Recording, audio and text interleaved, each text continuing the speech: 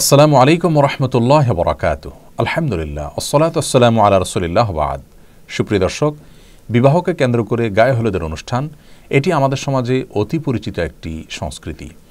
একজন মুসলিমের বিবাহে গায়ে হলুদ নামের কোনো অনুষ্ঠানের অনুষঙ্গ থাকা উচিত নাকি ইসলামের দৃষ্টিকোণ থেকে এটি নাজায়েজ, সে বিষয়টি আজ আমরা ব্যাখ্যা করার চেষ্টা করব ইনশাআল্লাহ বিইذনিল্লাহ।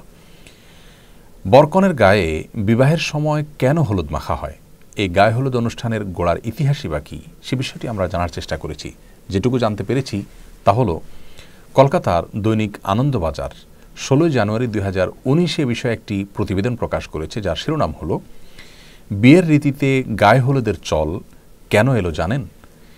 এই প্রতিবেদনে লেখা হয়েছে, হিন্দু বিয়ের রীতি অনুযায়ী বিয়ের দিন সকালে হলুদ মেখে স্নান করেন বরকনে। পুরাণেও হিন্দু বিয়ের রীতিতে হলুদের চল ছিল। এই প্রতিবেদনে আরও লেখা হয়েছে, পুরাণ ও শাস্ত্রবিদ পূর্বা সেন গুপ্তা তিনি বলেছেন, এটা বৈদিক আচরণ নয়, বেশ কিছু উপকারী দিকের কথা ভেবেই হলুদকে প্রাচীনকাল থেকেই বিবাহের অন্যতম উপকরণ হিসাবে মেনে চলেছি আমরা। অর্থাৎ হিন্দু ধর্মে বা হিন্দু সমাজে এটিকে অনেক উপকারী দিক মাথায় রেখে দীর্ঘদিন থেকে পালন করে আসছে মানুষ। এ বিষয়ে বাংলাপিডিয়া বলছে, বৈদিক যুগ থেকে ভারতীয় হিন্দু সমাজে গাত্রহরিদ্রা বা অধিবাস বিয়ের অনুষ্ঠানে অবশ্য পালনীয় শাস্ত্রাচার ও লোকাচার হিসাবে পালিত হয়ে এসেছে। বরকনের দাম্পত্য জীবনকে যে কোনো ধরনের অকল্যাণ ও অপশক্তির অনিষ্ট থেকে মুক্ত রাখার কামনা থেকেই এসব লোকাচার পালন করা হয়। এটি মূলত একটি মাঙ্গলিক অনুষ্ঠান। প্রিয় দর্শক, বিয়ের সময় গায়ে হলুদ বিষয়ে এই দুটি সূত্র থেকে যে তথ্য আমরা পেয়েছি সেটি একেবারেই পরিষ্কার, আর তা হলো যে এটি মূলত হিন্দুদের একটি সংস্কৃতি যা তাদের থেকে চলে এসেছে এবং এর পেছনে একটি বিশ্বাসগত দিক রয়েছে, তা হলো যে এর মাধ্যমে বরকনে নানা অমঙ্গল থেকে বেঁচে থাকতে পারে। হিন্দু ধর্মমতে বিভিন্ন প্রকার অপশক্তি আছে, সে সমস্ত অপশক্তির প্রভাবে মানুষ ক্ষতিগ্রস্ত হয়, সেগুলো থেকে বাঁচার জন্য তারা অনেক কাজ করে থাকেন, এটি তাদের ধর্মীয় বিশ্বাস। কিন্তু একজন মুসলিম কোন অবস্থাতে এ ধরনের কোনো অপশক্তিতে বিশ্বাস করবার কোনো সুযোগ নেই। ইসলামে এ ধরনের কোনো অপশক্তির কোনো স্থান নেই। সকল কল্যাণ অকল্যাণের একমাত্র মালিক আল্লাহ রাব্বুল আলামিন। আল্লাহর কাছে আশ্রয় চাওয়া ছাড়া এ জাতীয় কোনো বস্তু বা কোনো সংস্কৃতি, কোনো কালচার, এগুলোর মাধ্যমে একজন মুসলিম কোনো অবস্থাতেই কোনো তথাকথিত অপশক্তি থেকে বাঁচার চেষ্টা করার কোনো সুযোগ ইসলামে নেই। আমরা অনেকেই জানি যে এই গায়ে হলুদ অনুষ্ঠানে শুধু হলুদ নয়, বরং দূর্বা, তিল, সরিষা, আরও অনেক বস্তু ব্যবহার করা হয়ে থাকে এবং এর সবগুলোর কারণ হলো ওই যে এটাকে বলা হয়েছে মাঙ্গলিক অনুষ্ঠান, বিভিন্ন ধরনের অকল্যাণ থেকে বেঁচে থাকা এবং দাম্পত্য জীবনে সুখ শান্তি যেন হয় সেই জন্য এগুলো করা হয়ে থাকে।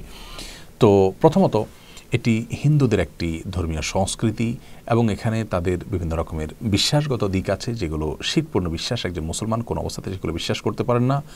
আর এর বাইরে যে বিষয়টি আমাদের সবারই জানা, তা হলো গায়ে হলুদ অনুষ্ঠান মানে হলো নারী পুরুষের অবাধ বিচরণ, অবাধ মিশ্রণ এবং মেলামেশা। বরের গায়ে অনেক সময় ভাবি কিংবা গায়ে মহারাম মহিলারা হলুদ মেখে দিয়ে থাকেন এবং এটাকে তারা এনজয় করেন।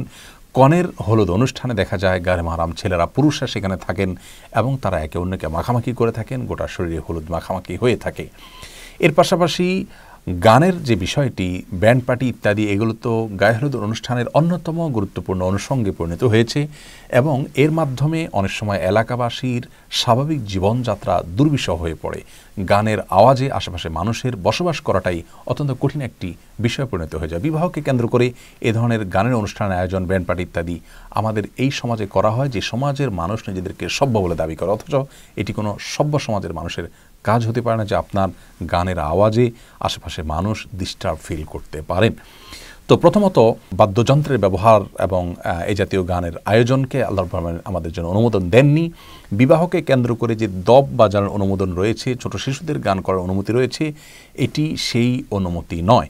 অর্থাৎ এই ব্যান্ড পার্টি করা এবং বড়রা নাচানাচি করা এবং সেখানে আপনার নানা রকমের মিউজিক্যাল ইনস্ট্রুমেন্ট ব্যবহার করা, এটি ইসলাম শরীয়তের দৃষ্টিকোণ থেকে কোনো অবস্থাতে জায়েজ নয়। সেই সাথে আপনার নারী পুরুষের যে অবাধ মেলামেশার বিষয়টি রয়েছে সেটি তো আছেই, আর তার চাইতেও বড় হলো যেখানে হিন্দু আইনি বিশ্বাস রয়েছে যার সঙ্গে একজন মুসলমান কখনো একাত্ম হতে পারেন না। বিবাহ একটি ইবাদত, এটি একটি ধর্মীয় কাজ। বিবাহের সময় আমরা চেষ্টা করি যে ইসলামী পদ্ধতিতে বিবাহটা শুদ্ধভাবে যেন সম্পাদিত হয়। তো সেই বিবাহকে কেন্দ্র করে যে সমস্ত আনুষ্ঠানিকতা আছে সেখানে যদি অনইসলামিক বা ইসলাম সমর্থন করেন এমন কোনো কাজ আমরা করি তাহলে সেটি কোন অবস্থাতে একজন মুসলমানের জন্য জায়েজ হতে পারে না। অতএব আমাদেরকে সুস্থ শুদ্ধ সংস্কৃতির পথে ফিরে আসতে হবে। আর উদারতার নামে বা দেশীয় কালচারের নামে ভিন্ন ধর্মের সংস্কৃতিকে নিজেদের মধ্যে ধারণ করার কোনো সুযোগ থাকতে পারে না। আল্লাহ তাআলা আমাদের সকলকে বিষয়গুলো উপলব্ধি করার তৌফিক দান করুন। আসসালামু আলাইকুম রহমতুল্লাহ ওয়া বারাকাতুহু।